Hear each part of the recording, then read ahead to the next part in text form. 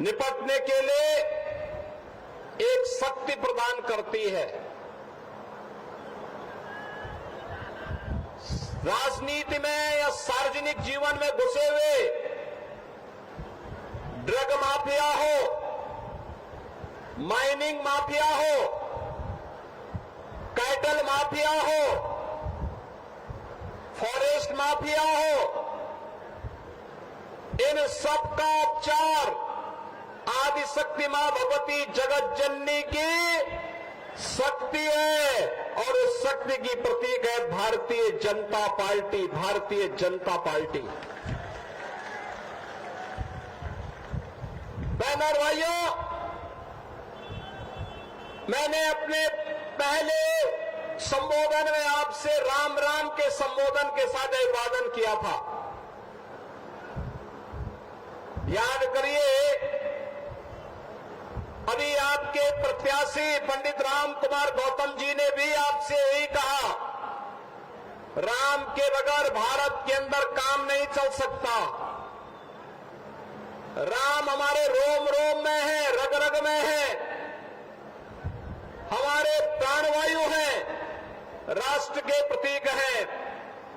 लेकिन हमारे मर्यादा पुरुषोत्तम प्रभु श्री राम 500 वर्षों तक उन्हें उनकी जन्मभूमि पर,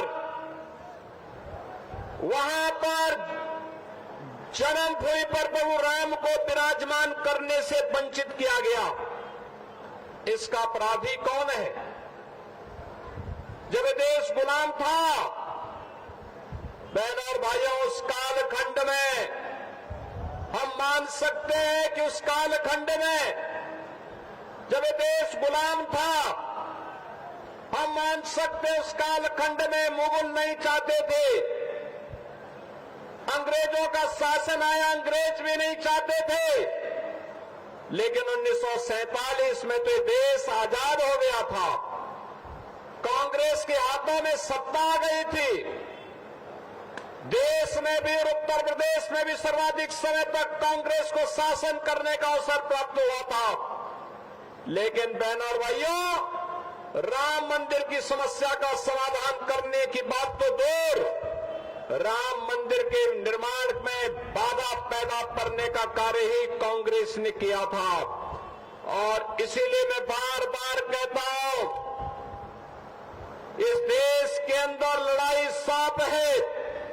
एक तरफ राम की संस्कृति को मानने वाले लोग हैं, दूसरी तरफ रोम की संस्कृति पर विश्वास करने वाले लोग हैं। हम राम भक्त, राम की संस्कृति पर विश्वास करते हैं, और कांग्रेस के लोग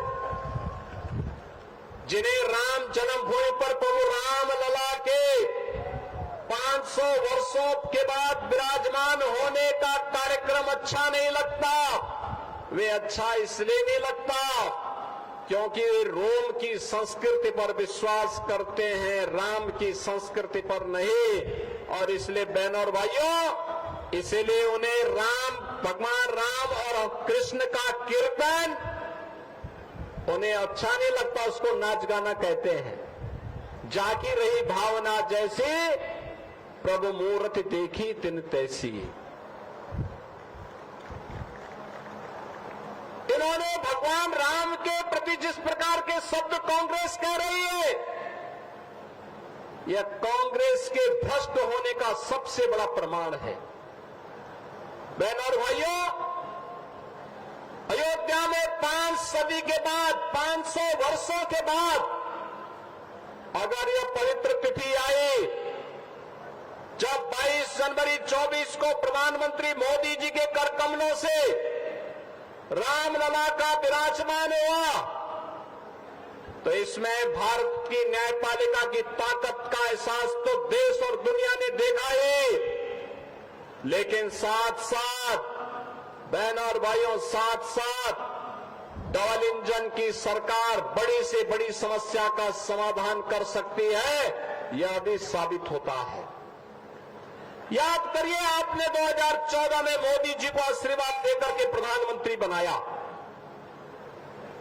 2017 में मोदी जी के आह्वान पर उत्तर प्रदेश में भारतीय जनता पार्टी की सरकार बनी और 2019 में अयोध्या में राम जन्मभूमि की समस्या का समाधान हुआ और 2024 में प्रभु रामलला अपने भव्य मंदिर में विराजमान हो गए।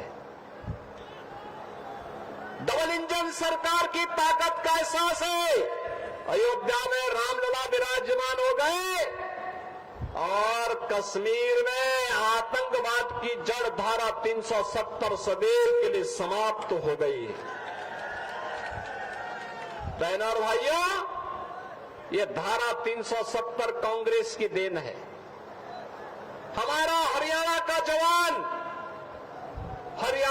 जवान देश की सीमाओं की रक्षा करने के लिए अपनी जवानी लगाता है, लेकिन सुरक्षा में सेब लगाने का काम कांग्रेस करती है।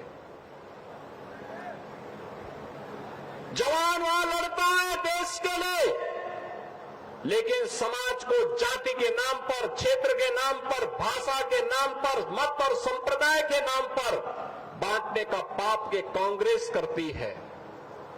बहनों और भाइयों, हमारा जवान देश की सीमाओं की रक्षा करता है और हरियाणा के अंदर हमारा किसान अन्नदाता किसान के रूप में देश के पेट को भरने के लिए अन्न उत्पादन करता है, लेकिन किसानों का शोषण करने का कार्य ये कांग्रेस करती है। याद करिए 2014 के पहले किसान आत्महत्या करता था, नौजवान पलायन करता था, बेटी और बहनों की इज्जत सुरक्षित नहीं थी, व्यापारी का कोई सम्मान नहीं था, अराजकता चरम पर थी, रोज एक नया घोटाला आता था और उस घोटाले में नौजवान पिसता था, व्यापारी पिसता था, किसान का शोषण होता था। आज तो पिछले 10 वर्ष में आपने डबल इंजन की सरकार का एहसास हरियाणा में किया है। बहनों और भाइयों, हरियाणा का मतलब ही है अन्नदाता किसानों की वो बोली जो हरित क्रांति के लक्ष्य को पूरा करने में सफल हो, और हरियाणा का मतलब है हरियाणा, यानी यहीं पे परित्राणाय साधूनाम विनाशाय च दुष्कृताम, सज्जनों का संरक्षण करेंगे लेकिन दुष्टों को राम नाम सत्य की यात्रा पे भी भेजेंगे। भगवान का आह्वान, इसी के लिए नाम पड़ा है हरियाणा कि हरि बार बार आना और बार बार इस धरती पर आकर के सज्जन सत्य के संरक्षण की ताकत देना, और इसी ताकत का एहसास कराने के लिए आज मैं आपके पास आया हूं। बहनों और भाइयों, लोकतंत्र के असली जनार्दन आप हैं। आपसे मैं यही कहने के लिए आया हूं, ये चुनाव हरियाणा के विकास का है, ये चुनाव सुशासन का है, ये चुनाव सुव्यवस्था का है, ये चुनाव हरियाणा की सुरक्षा और राष्ट्रीय सुरक्षा के लिए है। और इसीलिए आपका आह्वान करने के लिए आए हैं। सुरक्षा के लिए, सम्मान के लिए, सुशासन के लिए, समृद्धि के लिए भाजपा आवश्यक है। आपने 10 वर्ष में हाईवे देखे होंगे, स्टेडियम देखे होंगे, स्पोर्ट्स यूनिवर्सिटी हरियाणा में बनता हुआ देखा होगा, IIT, IIM, AIIMS, 1 district 1 medical college, हर घर नल की योजना देखा होगा। ये विकास के वे कार्य हैं जो विकसित हरियाणा की संकल्पना को पूरा करने और विकसित भारत की प्रधानमंत्री मोदी जी की संकल्पना को पूरा करने के लिए डबल इंजन की सरकार के द्वारा आगे बढ़ाया गया है। लेकिन साथ साथ गरीबों के लिए भी, एक तरफ देखो कमबख्त पाकिस्तान है, भूखों मर रहा है, और दूसरी तरफ हिंदुस्तान है, प्रधानमंत्री मोदी जी के नेतृत्व में 80 करोड़ लोगों को फ्री में राशन की सुविधा का लाभ दे रहा है। एक तरफ पाकिस्तान है, वहां लोग भूख से चिकित्सा सुविधा के भाव में दम तोड़ रहे हैं। दूसरी तरफ भारत है, 60 करोड़ लोगों को फ्री में 5 लाख रुपए प्रतिवर्ष स्वास्थ्य बीमा का कवर दे रहा है। और अब तो प्रधानमंत्री मोदी जी ने कह दिया है 70 वर्ष के ऊपर के हरेक बुजुर्ग को 5 लाख रुपए का हर वर्ष स्वास्थ्य के लिए बीमा दिया जाएगा, फ्री में बीमा दिया जाएगा।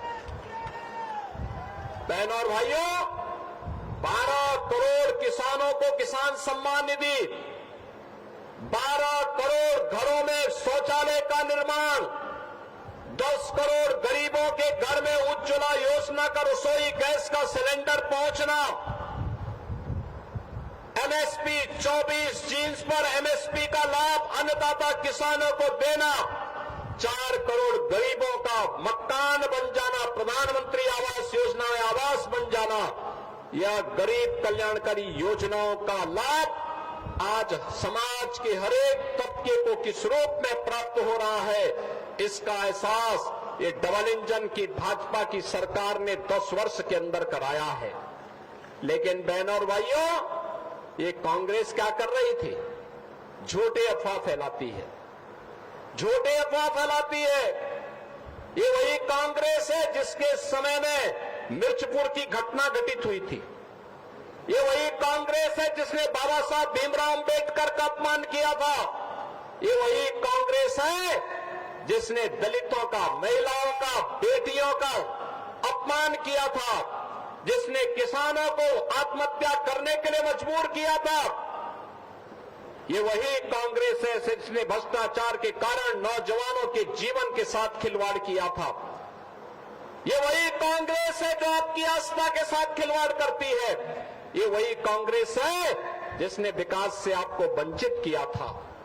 बहनों और भाइयों, कांग्रेस का हाथ माफियाओं के साथ, ड्रग माफिया के साथ कांग्रेस खड़ी है, माइनिंग माफिया के साथ कांग्रेस खड़ी है,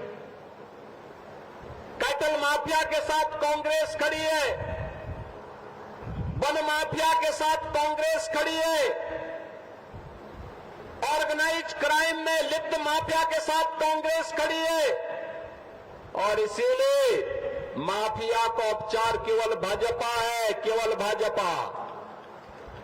बहनों और भाइयों, यूपी में 17 के पहले जो यहां पे पंडित राम कुमार गौतम जी कह रहे थे, 17 के पहले वहां अराजकता थी, गुंडागर्दी थी, दंगे होते थे। 17 के बाद एक भी दंगा नहीं हुआ। बेटी सुरक्षित है, व्यापारी का सम्मान भी है। दिन हो या रात, आप चलिए, कोई आपके साथ छेड़छाड़ नहीं करेगा, क्योंकि छेड़छाड़ करने वाले को और दंगाई को पता है कि अगर उसने दुस्साहस किया तो राम नाम सत्य है कि यात्रा फिर निकल पड़ेगी। और इसलिए बहनों और भाइयों, बिना किसी भेदभाव के योजनाओं का लाभ सबको, सुरक्षा सबको, लेकिन तुष्टीकरण किसी का नहीं। हरियाणा से लाखों नौजवान जाते हैं यूपी के अंदर कांवड़ यात्रा में। याद करिए, ये कांग्रेस की सरकार, इसके सहयोगी दलों की जब सरकारें थी, इन्होंने कांवड़ यात्रा में रोक लगाई थी और ये कहते थे कांवड़ यात्रा में डीजे नहीं बजना चाहिए। ये कहते थे कांवड़ यात्रा में शंख नहीं बजना चाहिए, घंटा और घड़ियाल नहीं बजने चाहिए। हमने कहा भी वो कांवड़ यात्रा है, भगवान शिव की यात्रा है, इसमें घंटा भी बजेगा, शंख भी बजेगा, घड़ियाल भी बजेगा, डीजे भी बजेगा। और यही नहीं होगा, उस पे हम कांवड़ भक्तों पर, शिव भक्तों पर पुष्प की वर्षा भी करेंगे, हम करेंगे। और जिसको अच्छा नहीं लगता है, बहनों और भाइयों, हमने कहा था जिसको अच्छा नहीं लगता है, जिसके कानों में शंख की ध्वनि अच्छी नहीं लगती, घंटे और घड़ियाल की ध्वनि अच्छी नहीं लगती, वे अपने कान को बंद कर ले, लेकिन यात्रा हम रोकेंगे नहीं। यात्रा रोकेंगे नहीं। अगर कहीं के माइक बंद होंगे तो उन स्थलों के होंगे जहां से चिल्लाहट होती है। आज आप देखते होंगे उत्तर प्रदेश के अंदर किसी भी धर्म स्थल पर माइक नहीं है, उतार दिए गए, सब उतार दिए गए। अब कोई चिल्ला नहीं सकता है। और इसलिए बहनों और भाइयों, मैं आपका आह्वान करने के लिए आया हूं। ये सुरक्षा हो या सुशासन, विकास हो या विरासत, ये केवल भाजपा कर सकती है, भाजपा कर सकती है। मोदी जी के नेतृत्व में डबल इंजन की सरकार कर सकती है। और उस डबल इंजन की सरकार के लिए इस सफेदों से मैं आपके पास अपील करने के लिए आया हूं। पंडित राम कुमार गौतम जी को इस उम्र में एक बार फिर से मौका दे दीजिए। डबल इंजन सरकार बनाने के लिए उनको मौका दीजिए। पंडित राम कुमार गौतम को वोट देने का मतलब विकास भी होगा, विरासत की शानदार यात्रा के लिए वो आपके साथ खड़े होंगे, मजबूती के साथ खड़े होंगे। और इसी का एहसास कराने के लिए आज मैं आया हूं। मैं परसों नारनौद में था। पंडित जी ने कहा कि एक बार सफेदों में आपका कार्यक्रम हो जाता। मैंने कहा पंडित जी मैं पूरा प्रयास करूंगा सफेदों में आने का। और वो इस उम्र में एक सज्जन, ईमानदार, पूरी मजबूती के साथ देश और धर्म के साथ पूरा जीवन लगाने वाला व्यक्ति, इस उम्र में भी ऐसा एहसास होता है कि वह आज कलयुग के नहीं बल्कि द्वापर युग के महामानव के रूप में आपके बीच में है। अपनी सज्जनता, अपनी ईमानदारी और अपने सरलता के लिए आपके बीच कार्य कर रहे हैं। और इसीलिए आपका आह्वान करूंगा कि पंडित राम कुमार गौतम जी को भारी बहुमत से विजयी बनाकर के सफेदों से भेजना है। भेजेंगे? आपका आशीर्वाद मिलेगा? मिलेगा? दोनों हाथ मिला करके, मुट्ठी बंद करके मेरे साथ बोलेंगे जहां तक मेरी आवाज जा रही है। पंडित जी आप भी आ जाइए। दोनों हाथ उठा करके जहां तक आवाज जा रही है, दोनों हाथ उठा करके मेरे साथ बोलेंगे भारत माता की, भारत माता की, भारत माता की जय श्री राम, जय जय श्री राम।